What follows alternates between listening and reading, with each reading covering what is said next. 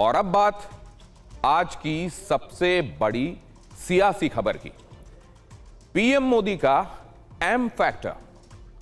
Bharatiya Janata party की राष्ट्रीय कार्यकारिणी की 2 दिन की बैठक से निकलकर यह बड़ी खबर आई। राष्ट्रीय कार्यकारिणी की 2 दिन की बैठक का समापन प्रधानमंत्री नरेंद्र मोदी के उद्बोधन से हुआ। इस उद्बोधन में, इस एड्रेस में प्रधानमंत्री नरेंद्र मोदी ने 2024 लोकसभा चुनाव का खाका खींचा। प्रधानमंत्री ने कार्यकर्ताओं को 24 का चुनाव जीतने की पूरी रणनीति बता दी। रणनीति के तहत कार्यकर्ताओं से कहा गया है कि वो मुसलमानों से भी मिलें, उन्हें पार्टी से जोड़ें। क्या है प्रधानमंत्री नरेंद्र मोदी का चुनाव जीतने का मंत्र? ये रिपोर्ट।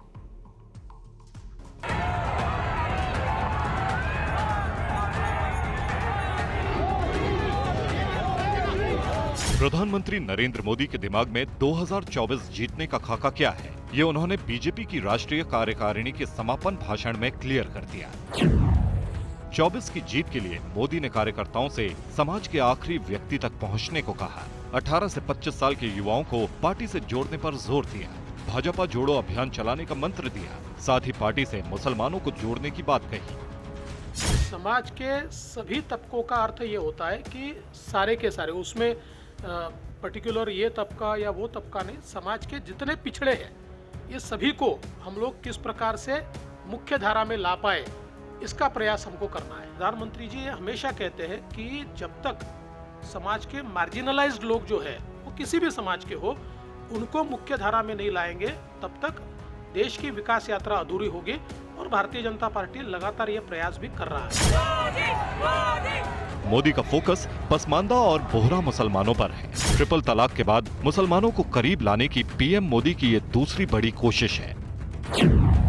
पसमानदा मुस्लिम की आबादी भारत की मुस्लिम आबादी का करीब 85% है, जबकि बोहरा समुदाय की आबादी करीब 20 लाख है। पूरे देश में मुस्लिम बहुल वोटर वाली 92 लोकसभा सीटें हैं। बीजेपी ने 2019 के लोकसभा चुनावों में इनमें से 45 सीटें जीती थी। मोदी ने इस नंबर को बढ़ाने की रणनीति बनाई है। इसी के साथ प्रधानमंत्री ने बीजेपी के उन नेताओं को भी हिदायत दे दी जो मुसलमानों के बारे में बयानबाजी करते हैं। 2019 लोकसभा चुनाव में बीजेपी ने देश के मुस्लिम बहुल इलाकों के 92 में से 45 सीटें जीती थी। प्रधानमंत्री मोदी ने उन संख्या को और भी आगे बढ़ाने का फैसला लिया है। लिहाजा प्रधानमंत्री ने आज हिदायत दी है कि अल्पसंख्यकों के बारे में अनाप शनाप बातें न की जाए। प्रधानमंत्री मोदी का सीधा संदेश है, नफरत वाली पॉलिटिक्स पर ब्रेक लगाएं, सबसे मिलें और सबको जोड़ें। टीवी 9 भारतवर्ष संवाददाता अमोद राय ने इसे लेकर भारतीय जनता पार्टी के सीनियर नेता और जम्मू कश्मीर के पूर्व डिप्टी सीएम निर्मल सिंह से बातचीत की। सामाजिक बदलाव के लिए जब हम समाज को रीच आउट करते हैं तो उसमें वोट जो है, वोट सिर्फ वोट के लिए नहीं, समाज अगर बदलना है और जो एकता लानी है तो उसके लिए उन्हें उसी प्रकार का जो है, तो अल्टीमेटली हमें ये लगता है कि नहीं, जब उनको महसूस होगा, लगेगा पे हम उनके पास जाएंगे, लगेगा तो वोट तो आने ही वाले हैं। और जिस प्रकार से भारतीय जनता पार्टी आज दुनिया की सबसे बड़ी पार्टी बनी है, तो इसी अप्रोच के साथ, इसी कोशिश से बनी है, तो आने वाले वक्त में मुझे लगता है कि और ज़्यादा हमारा जो है बिल्कुल एक्सपेंशन होगा। कि प्रधानमंत्री जी जिस प्रकार से उन्होंने कहा है, क्योंकि सूफीज़म जो है वो भाईचारे की बात करता है, शांति की बात करता है, उसमें कट्टरता नहीं है। और बड़ी बात यह है कि जो कश्मीरियत का मतलब ही सूफीज़म है। हम जम्मू कश्मीर के कॉन्टेक्स्ट में बात कर रहा हूँ। प्रधानमंत्री नरेंद्र मोदी ने भारतीय जनता पार्टी नेताओं और कार्यकर्ताओं को 24 की जीत का ब्लूप्रिंट दे दिया। प्रधानमंत्री मोदी ने नेताओं से क्या कहा, देखिए।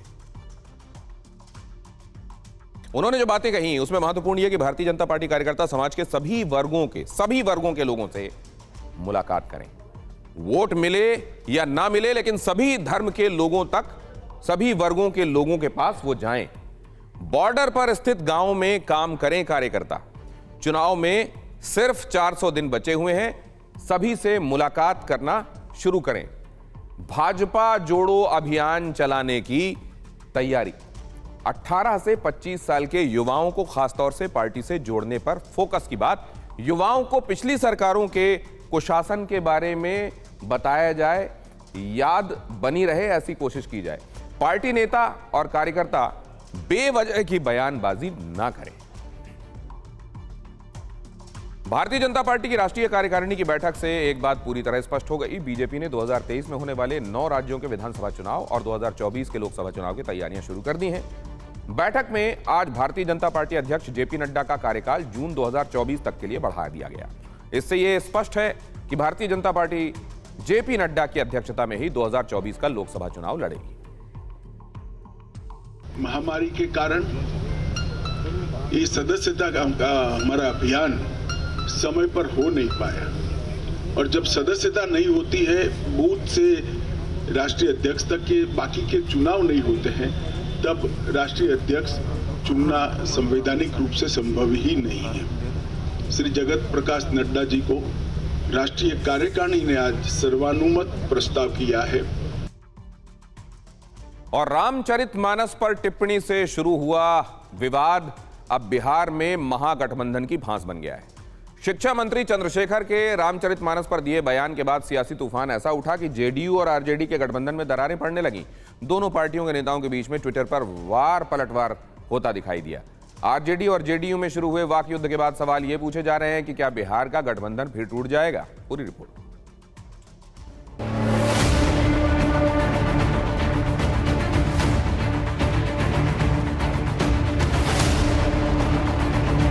बिहार में महागठबंधन के 2 बड़े पार्टनर्स के बीच ट्विटर वॉर शुरू हो गया है। कल आरजेडी कोटे से मंत्री चंद्रशेखर ने ट्वीट में लिखा, शिक्षित बिहार, तेजस्वी बिहार। जेडीयू नेता ने पलटवार किया, ट्विटर पर लिखा, बढ़ता बिहार, नीतीश कुमार। लेकिन बात सिर्फ 4 शब्दों तक सीमित नहीं रही। जेडीयू नेता नीरज कुमार ने एक तस्वीर भी शेयर की। तस्वीर में सबसे ऊपर लिखा है, ट्विटर की नहीं, काम की सरकार, शिक्षित कुमार, शिक्षित बिहार।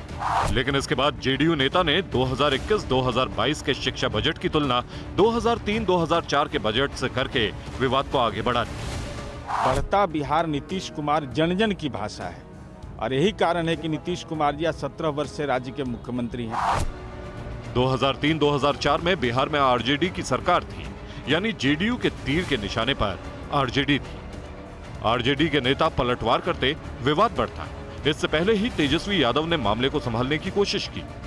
तो उसमें क्या बुराई है भाई? सरकार तो काम से ही होती है ना, ट्विटर पे तो अपनी बात को लोग रखते हैं। सर क्या बुराई? सर कोई बुराई नहीं।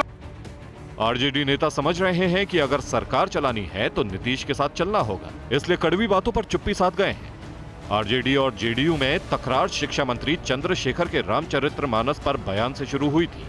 आज नीतीश कुमार और तेजस्वी यादव ने विवाद खत्म करने की एक कोशिश की। कोई भी धर्म को मानने वाला हो, उसमें किसी भी तरह तक उसमें इंटरफेरेंस नहीं करना चाहिए। वो सब लोग जिस ढंग से भी धर्म का पालन करते हैं, धर्म का पालन करें। सबको इज्जत मिलनी चाहिए, इसमें किसी तरह का हस्तक्षेप नहीं करना चाहिए। जो लोग हैं बिहार के लोग, वो लालू जी के साथ और नीतीश जी के साथ है। बाकी जिसको जो बयान देना देते रहे, उससे क्या फर्क पड़ता है? दोनों पार्टियों के नेताओं की इन बातों के बाद आमने सामने की जंग में उतरे जेडीयू और आरजेडी नेताओं के सुर भी नरम पड़ गए। हम लोग महागठबंधन की सरकार चला रहे हैं ना, हमारे मानने या न मानने का क्या सवाल है? माननीय उप मुख्यमंत्री तेजस्वी यादव जी, माननीय मुख्यमंत्री नीतीश कुमार जी हैं, इसको तो सब लोग स्वीकार करता है भाई। इस स्वीकारोक्ति में कहा कोई विमर्श का विषय है? महागठबंधन में महाभारत नहीं है। महागठबंधन में हाथ और दिल नहीं मिला, ये हाथ और गले नहीं मिला है, दिल मिला है। कुछ लोग हैं जो कहीं न कहीं किसी न किसी के इशारे पर कुछ विवाद उत्पन्न करना चाहते हैं, तो इस सब का जवाब हमारे डिप्टी सीएम ने दे दिया है। इस बीच अररिया से बीजेपी सांसद प्रदीप सिंह ने महागठबंधन में दरार को लेकर बड़ा दावा किया है। प्रदीप सिंह ने कहा, जेडीयू के कई विधायक बीजेपी के संपर्क में हैं। बिहार में भी महाराष्ट्र जैसा खेला होने वाला है।